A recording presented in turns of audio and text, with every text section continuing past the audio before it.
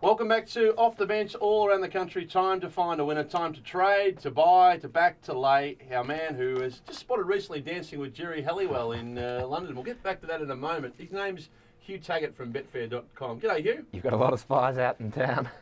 I want to hear more about that in a minute. There's plenty to get through in the trading market today, and all the interest is in St Kilda and Geelong, no doubt about that. This is going to be a huge game.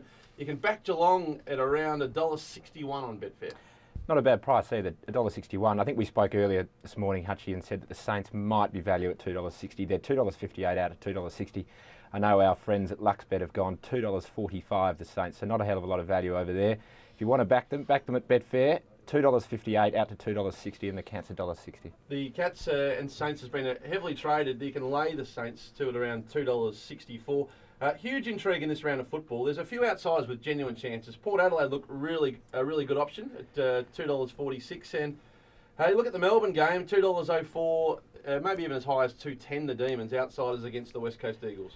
A bit of emotional imbalance during the week. I think, again, we touched on this earlier today. It's a difficult one to assess, isn't it, the form when something like that happens during the week. So $2 for Melbourne, $1.92 West Coast. I think they're going to go off around even money. Fancy the Demons, Hutchie? Yeah, I reckon they're good things today. I reckon the week that it's been and what's happened with Jim Steins and the way things have transpired there will give them a real emotional lift. The other thing to take into account, I think, is the way that the Demons went about it against West Coast in Perth. They had them on toast for most of that game, Huey, and I think that generally speaking, that they should win this game, all things being equal. The Eagles don't travel well. They don't, and no Kerr, again. I'm not sure how important he is to them these days. He doesn't seem to be stringing too many consecutive matches together.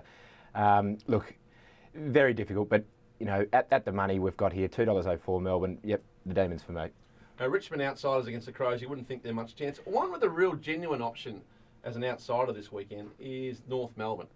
Their side is starting to come together again, and they're playing more attacking football, which will worry the Swans. No Barry Hall, the Swans are flat. I think $3.50 is good odds, North Melbourne. Not bad. I'm going to go the other way and just lay Sydney at $1.38. I think that's far too short. Yeah, North Melbourne playing probably okay. A better economical way to okay footy, but I think the Swans, if we're just going to look at it on value, I think the Swans are too short at $1.38. As you said, no Hall. Too short for mine.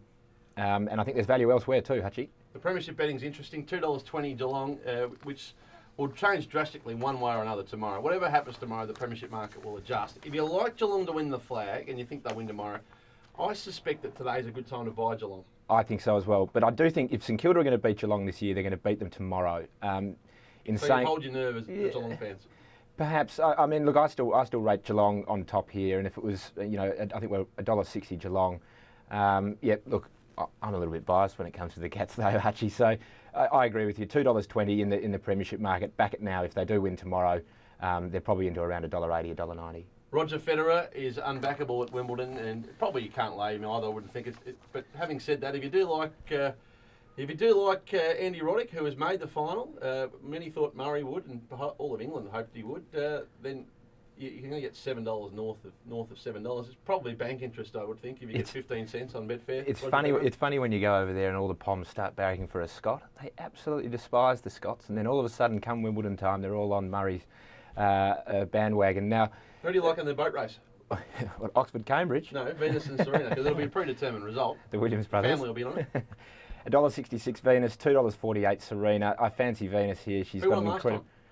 Jeez, that's setting me up, isn't it? Because I seriously reckon they decide among themselves who wins these games. Yeah, it's probably a tough one. Venus has got a terrific record at Wimbledon, so I'm gonna go with her, $1.66. The Roddick Federer game. It's a bit of a shame that Murray isn't in there from a betting contest, particularly. It would have been Federer around $1.40 and Murray around $4. But as it is, I think Federer's won 18 of the last 20 against Roddick.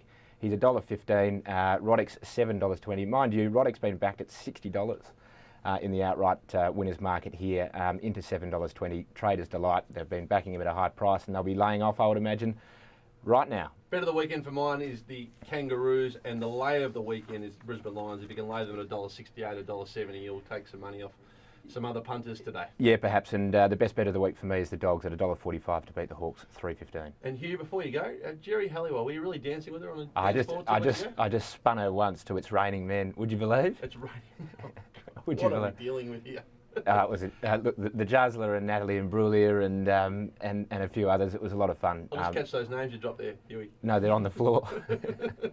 Outstanding work from you, and more on those dance floor escapades next week.